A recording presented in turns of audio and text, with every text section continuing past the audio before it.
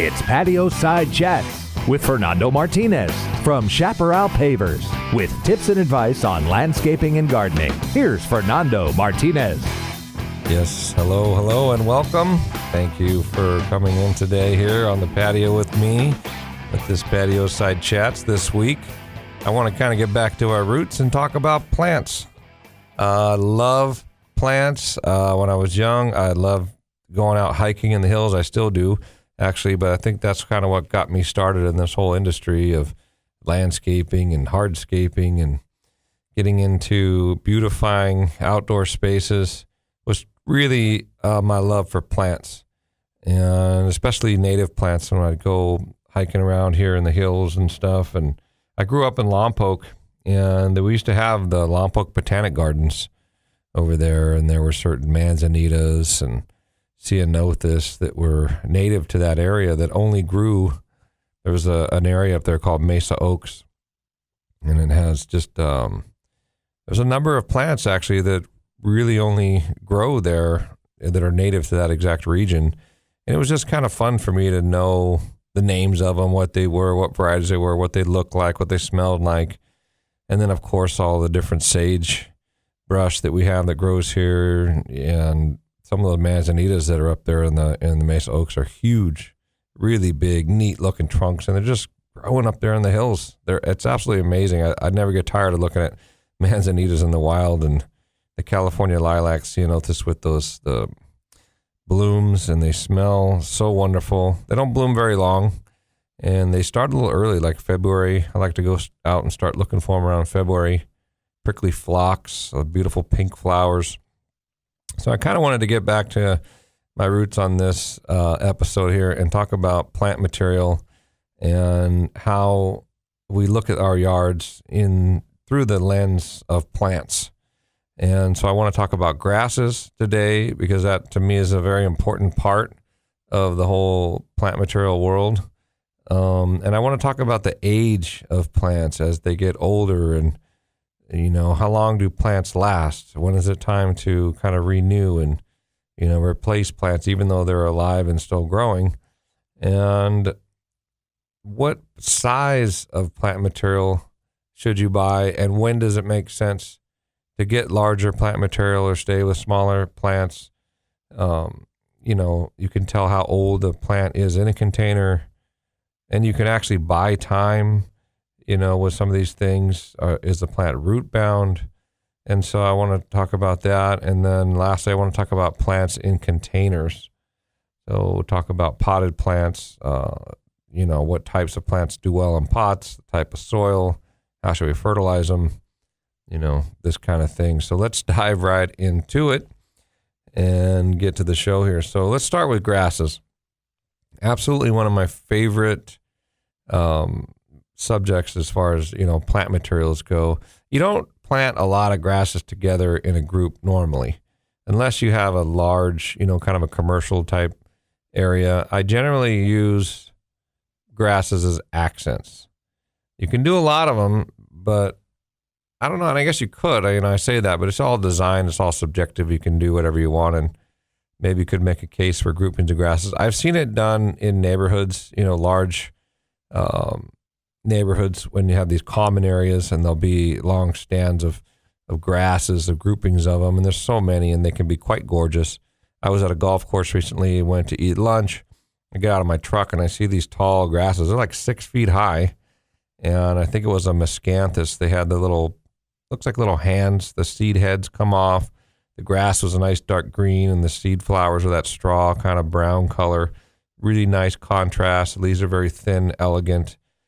And they were just well kept, and they were all in this parking lot planter, like one of the harshest environments you can think of. Blacktop all around, small little space, and a parking lot planter, probably getting smashed by golf carts and doors and people walking through there and whatever, and they were doing wonderful. So overall, grasses as a plant is one of the toughest plants ever. I mean, even if you just think about your lawn and look at grasses, as a lawn area, which that's certainly one way. You can walk on it. You can take a lawnmower this blade spinning around with wheels. You're walking behind it and you're smashing this plant essentially on the ground and mowing the grass, and it just grows back like crazy, and we expect it to, and it's just amazing. Try doing that with almost any other type of plant, and it's not going to live very long. So grasses are tough, and they're relatively easy to grow, and they're quite beautiful, and there's tons of varieties of them, more than I could count. And there's a lot of native ones too. I see some native pennisedums, that green fountain grass, and they make varieties of these, and a lot of the nursery grown stuff has other names or sub-varieties where they've been hybridized and, made different colors or more dwarf. And so the only grasses you want to be careful with are the ones that can spread. Either they grow and produce a lot of seed that then drops and they reproduce a lot of new grasses, or if they spread through underground runners. There's certain grasses like blue oat grass can sometimes spread and get almost kind of weedy. Too much can be hard to get rid of. Mexican feathergrass. I used to plant it a lot. I love Mexican feathergrass. It's so beautiful, but it can become a weed, especially if it has really good conditions and it loves it where it is. It'll come up like crazy, almost too much. I have seen it where it doesn't, if it's not the perfect conditions for the Mexican feathergrass, you can have it, and then maybe once or twice you'll see some other ones starting, and they're really easy to pull up. So it just kind of depends on the situation that you have. I've been planting it less and less over the years due to that kind of weedy nature that it can get, even though it's quite beautiful. And I've been bummed that it gets weedy because I want to grow it, So, but most grasses that you see grown here in the nurseries that grow here in this area, there's very little trouble with them. And there's some that you can consider grass-like sedges. Carex comes to mind, that nice rusty color. Lomandra is another one. They're very grass. They look like grasses, but they don't go dormant like grasses. So they're almost a dream come true because you get that grassy look, that nice accent, and you don't have to cut them back in the winter and, watch them go dormant and kind of turn into straw. So if you see your grasses turning into straw and it looks like they're dead and dying, if it's the winter time, that's not what's happening. They're going dormant. But all true grasses will go dormant. And so they die off, all the foliage dies off. You cut them back, and this is what the whole process of this, cutting these grasses back every year, and then you get a brand new grass the next year. So it's kind of cool in a way. It's a little bit of maintenance. Yeah, I get it. But that's why I like to use them as accents. You don't do too many of them so that it's not cumbersome. And then you have this, it's almost like a refreshing thing. I know when all my grasses are cut back, my yard looks really different. And so it's changing throughout the seasons. So we have very little access to seasons here on the Central Coast. It's nice to have these reminders of what time of year it is. I love planting deciduous plants for that reason. Things that bloom gorgeous, even like magnolias with no leaves. They flower first and then the leaves come out. Lilacs are the same way. They go dormant, but you get that beautiful lilac bloom. So, but anyway, with the grasses, you get to cut them back in the winter and have your yard look clean and fresh, and you can rake everything up and you check the drip on them and make sure everything's going good. And you cut them down maybe somewhere between an inch off the ground, which is pretty low, or as high as, say, 3 to 4 inches. Depends kind of on the size of the grass, too. If it's a really large grass, some of these grasses get 6, 7, 8 feet high. I've got 2 miscanthus on either side of my rose garden that are about 5, 6 feet, and they're maybe 4 or 5 feet wide. They're absolutely beautiful, drop dead gorgeous. I even like them when they have that brown straw color too, because it's different. It's like fall color and not, it's not red or yellow like you would normally associate with some of the fall colors, or orange. But the brownish tans, they have their place too, and I like it. There's a couple grasses that I have that I actually have to cut back twice a year, and even then, that's really not that crazy maintenance. I think they're worth every bit of effort that I put into them, and I just absolutely love them. So cut them back really low. I think one mistake you could make is to leave them, like if it's a 6-foot grass, leave it 3 feet high. You cut it back only to 3 feet because all that straw is just going to sit there. It's not going to regrow off of those stalks. So the lower you get it down in there without damaging the plant, the better. So that when the new grass comes out, all you're seeing is all those the new foliage. Okay, so now let's talk about that, because once you get these plants established, let's say your landscape's 4, 5, 6, 7 years, you get some age on there and these plants start maturing and you really see what's happening in the yard. Did you overplant? Is there still a lot of room and space, room for more plants? And some of these plants start to get old with age, and especially if they were planted in the wrong spot and you're pruning them a lot, they can get quite woody and not as vibrant.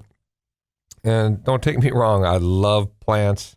And when we plant plants that would never have grown there naturally, and you grow them for 5, 7 years, 10 years, 15 years, how long are you really thinking these plants are going to be there and growing and vibrant? So don't be afraid to take them out. If they've served their purpose, they've been there flowering, blooming, adding oxygen to the atmosphere for that long a time, it's time. Take them out, put a fresh new plant in there, and do it again. You're supporting the economy through the nurseries. Your new plants are going to be growing there. So don't feel bad about taking plants out. I'm, of course, very jaded because I've taken a lot of plants out in my time of either things that were planted incorrectly, or it's just time to start fresh, and you rip everything out and you put everything back in new. And, don't pour concrete over the whole thing. I think that would maybe be a tragedy. But if it's, just planting new plant material and refreshing it and renewing it, it's absolutely essential to keep your yard looking really good, keep the value of your home up and having a great experience. That's why I love landscaping so much and gardening, because it's a never-ending process. It's just as soon as you're finished, kind of getting everything in there and spacing things out. And that's why it's good to have some boulders and some hardscape, and you mix these things in, because when the plants start getting age, or if something turns out it was too big, or you really just don't like that plant there anymore, just take it out, have fun, go down, get some new plants and replant.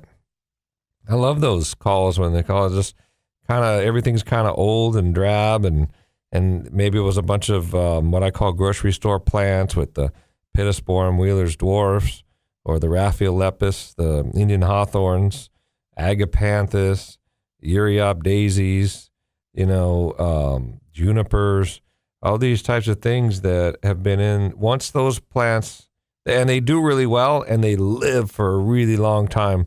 I've gone to some homes, I've seen 20, 30 years, some of these plants, and they're still there, and they're still growing. Do they look really good? No, not at all. Is it time to take them out? Absolutely. So don't leave plants in your yard just because they're alive. Make sure you really want that plant and it's doing you a favor and it's enhancing your experience and you're loving that plant still, then absolutely. I mean, manzanitas that have been pruned up gorgeous, doesn't matter how old they are, if they are still there and looking gorgeous and beautiful, they can be as old as they want to be. Absolutely. Oak trees, you're never going to take an oak tree out. You can trim it and get some branches out of the way, but these things go 300 whatever years. So there is plants I can understand that would be there for a long time and still look good, but make sure that's the case, not some privet hedge or something that you never wanted to begin with and then just sits there, or boxwood, or things that aren't exciting. Take them out, open up that space, and get some new plants in there and something exciting, maybe new varieties. We got some beautiful, lots of leucadendrons now that are available here on the Central Coast, leucospermums, coprosma, another plant that I love. They keep coming out, all these new varieties of coprosma, very shiny leaves, small, tequila sunrise. They've got these, I mean, I can go on and on with all these names, but they're all the different variegations of the leaf, all have the different names. They're all hybridized. They're relatively small. I'd way rather see a coprosma in a brand new one, in place of an old privet or an old, pittosporum or something. And I'm not knocking these plants that you can't plant them or use them, because they're planted because they're tough and they last, and they're low maintenance to a certain degree, and they require very little care, which is why I call them grocery store plants, because you see them in the parking lots, you see them in commercial developments and stuff. But when it comes to our yards, I don't prefer that look necessarily. It has its place and it can work in areas, but I'm here to inspire to take some of those out, especially when they get some age to them, and replant.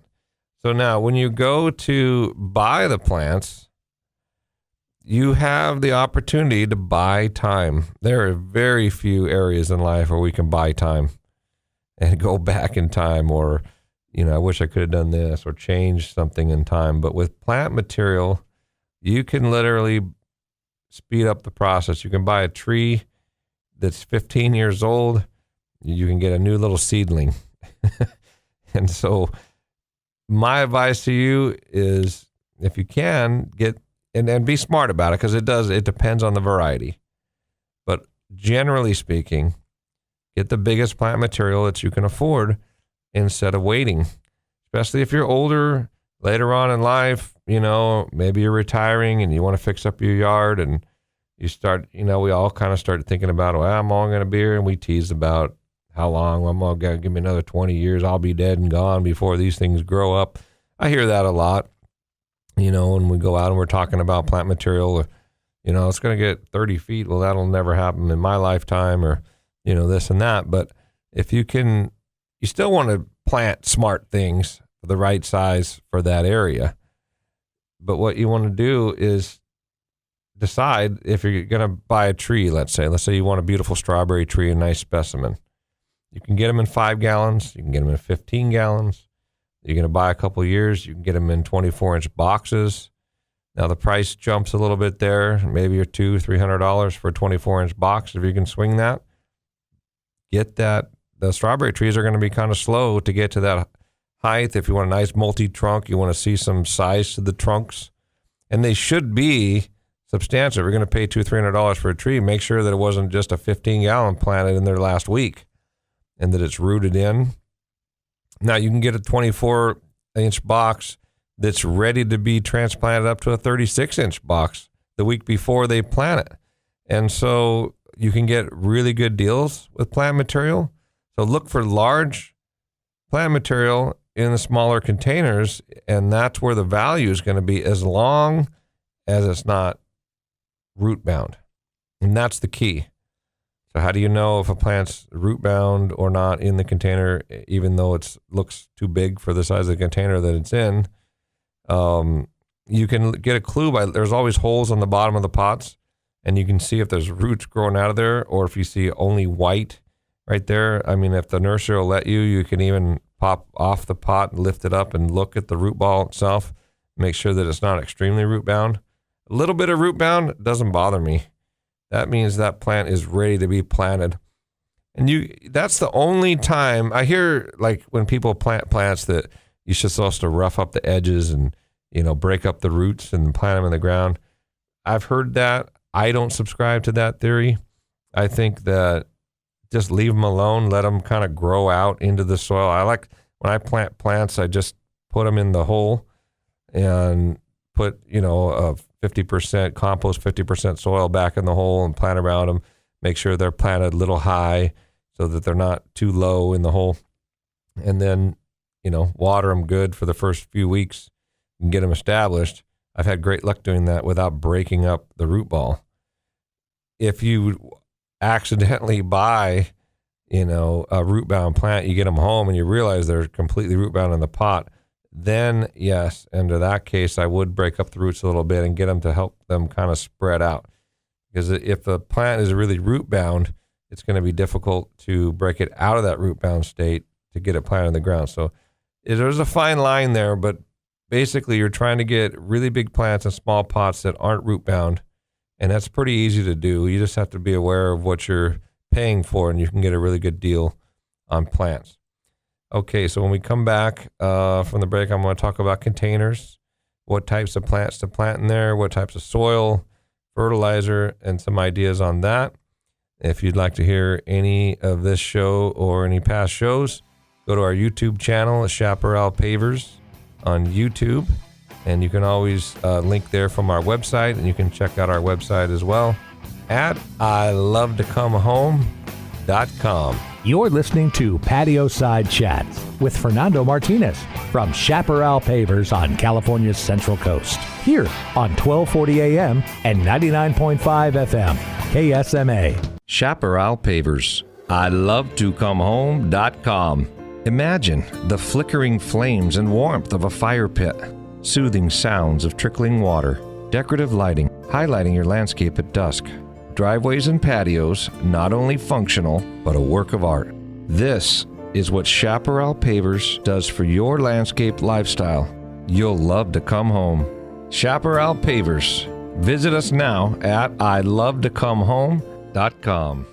If you're thinking about installing a new paver patio or paver driveway, check out Chaparral Pavers online at ilovetocomehome.com. Serving the Central Coast since 2001, Chaparral Pavers will work with you to get it right and complete the job to your specifications, as customer service is king at Chaparral Pavers. Paver driveways are stylish and durable and guaranteed to never crack. If your old concrete driveway or entryway is a hazardous cracking mess, it's time to call Chaparral Pavers. Go to their website, ilovetocomehome.com. You'll find all the information you need. Check out photographs of past installations and reviews from Central Coast residents who have used Chaparral Pavers. And don't forget, all installations are guaranteed for the life of your home. So check out Chaparral Pavers online at ilovetocomehome.com. Chaparral Pavers, they'll make you love to come home. Now, back to Patio Side Chats with Fernando Martinez from Chaparral Pavers on KSMA. And we're back. Okay, we are talking about plants. We're getting back to the roots. What got me into this industry, I absolutely love plant material. I love hiking up in the hills, knowing all the names, smelling all the smells, seeing all the trees, branch structures of all the different oaks around here, the manzanitas.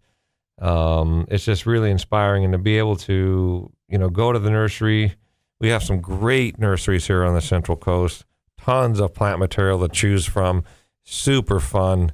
And they're everything from natives to Mediterranean to South African, Australian, lots of, European plants and natives.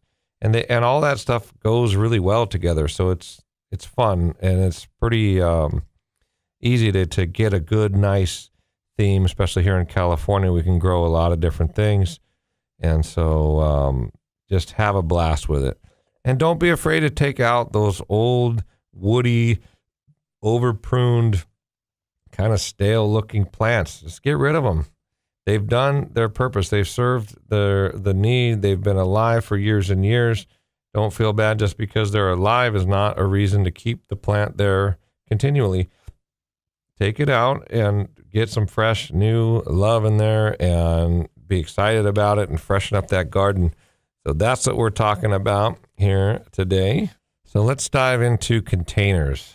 What plants are best for containers, and how do we incorporate that into our yards? So I got to say, hands down, my favorite plants, and maybe this is obvious, maybe it's not, for containers is succulents. They are just absolutely amazing. And it just seems like you can't go wrong with them. I see them all the time now, even in box stores. I see them at nurseries. You can get them in 4-inch pots. You can get them in 1 gallons, 5 gallons. And there's just so many options. Also grasses. We were talking about grasses earlier. Grasses look great in pots. Super easy and fun. And so there's lots of things you can do. There's even succulents that hang over the pot and creep over. So I think those probably hands down are the best plants. And the reason is they have very little roots. Most of the water is held in the fleshy leaves of the plants. They are extremely drought tolerant and don't have a lot of root systems, so they're perfect for pots. Drought tolerant plants, you will hear that word a lot, and they get used a lot for plant material that is extremely drought tolerant. Is great for the gardens. those types of shrubs and landscaping drought-tolerant plants are not good for pots. Do not plant those in pots. The reason they're drought-tolerant is they have deep, extensive root systems. They're really good at getting water from very far away. So they will get root-bound really fast in the pots. You can do it, of course, but it's not going to last very long. And you can always take them out and refreshen them. But if you want to have, longevity with pots, I think succulents is definitely the way to go, and or grasses. Flax can work in pots. And there's some, also if you want to just do color, seasonal, you can do, all the annual 6-packs or whatever, and you can do them with that. Or you can also do a combination. So that's another idea. Also, bulbs can be done in pots. So there's tons of bulbs from daffodils, tulips, freesias, on and on. And you can do a combination of bulbs and annuals. So there's so much fun you can have with containers. But succulents by far are the number one. Now, the soil, you want well-drained soil. I like even cactus mix for just about any plants. If it's a heavy soil, don't use dirt in your pots. Definitely use potting soil, but a well-drained potting soil. You can always add perlite to make sure when you water, it shouldn't be hard to water. You should water, the water should be going almost straight through the pot. You can put a little coffee filter on the bottom to cover the hole so it doesn't come out. And be careful of when it drains out. Sometimes it can stain patios or pavers. So maybe use saucers to prevent staining. Once you water them, and after a couple of months of watering and flushing that out, it goes away and it stops staining. So it's really, you could almost even just put them over the planters at first and water them really good for at least a few weeks. And then you can put them on your, over your hardscape. Fertilizer, I love Osmocote. They're little tiny pellets and they're coated, and they work fabulous in pots. They last about 6 to 9 months. And it just makes life completely easy, and the plants do great. So thank you so much for listening today. We'll be back next week, like we're here every Saturday at noon. Check us out on the web, ilovetocomehome.com, and type in Chaparral Pavers on YouTube, and you can hear all the radio shows there. Thanks again, and we will see you next week for another great topic. Have a good week. This has been Patio Side Chats with Fernando Martinez from Chaparral Pavers. Go to ilovetocomehome.com to find out more, or call 805-588-6917. And be sure and tune in next week at this same time for Patio Side Chats here on KSMA.